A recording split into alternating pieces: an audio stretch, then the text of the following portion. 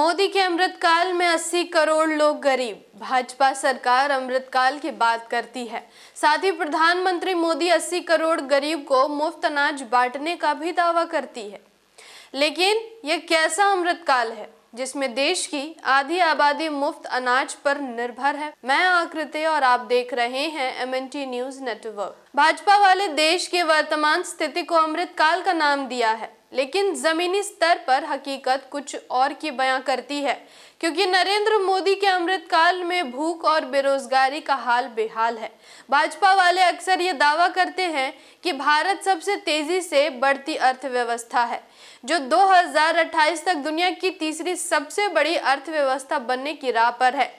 लेकिन क्या भाजपा वाले बताएंगे कि विश्व की तीसरी सबसे बड़ी अर्थव्यवस्था बनने जा रही भारत में 80 करोड़ लोगों को मुफ्त अनाज क्यों बांटना पड़ रहा है? बताते चलें कि बीते दिनों छत्तीसगढ़ में एक चुनावी भाषण में मोदी ने घोषणा किया कि 80 करोड़ गरीब भारतीयों को मुफ्त अनाज बांटा जाएगा, जो कोविड महामारी के प्रभाव को कम करने के लिए शुरू की गई थी। वो अगले 5 वर्षों के लिए बढ़ाया जाएगा। इस भाषण के बाद नरेंद्र मोदी के अमृतकाल पर सवाल उठने लगे हैं, क्योंकि जिस देश में 80 करोड़ गरीब हैं, फिर उस देश में अमृतकाल का ढोंग क्यों हो रहा है? अन्य मामलों में भी भारत का हाल निराशाजनक ही है, चाहे वो शिक्षा हो या फिर बेहतर स्वास्थ्य व्यवस्था या फिर इस देश में रोजगार के अवसर।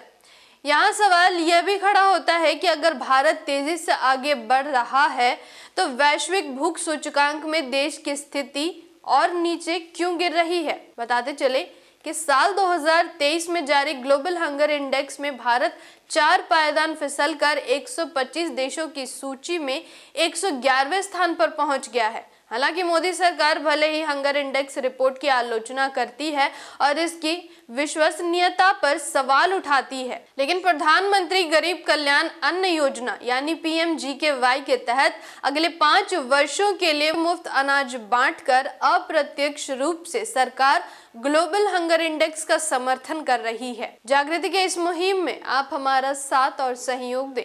जानकारी महत्वपूर्ण लगी हो तो वीडियो को लाइक और शेयर करें। साथ ही हमारी अगली वीडियो सबसे पहले देखने के लिए चैनल को सब्सक्राइब करके बेल आइकन को प्रेस जरूर करें। धन्यवाद। जय भीम, जय मूल निवासी, जय संविधान, जय भारत।